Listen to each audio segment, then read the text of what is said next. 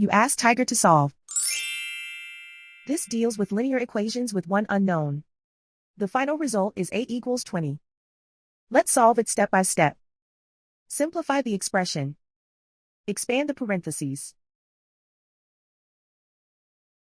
Group like terms. Simplify the arithmetic. Group all constants on the right side of the equation. Add 10 to both sides. Simplify the arithmetic.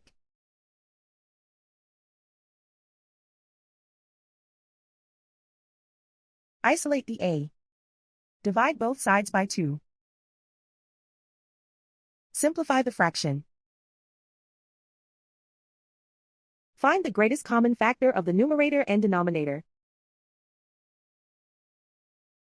Factor out and cancel the greatest common factor.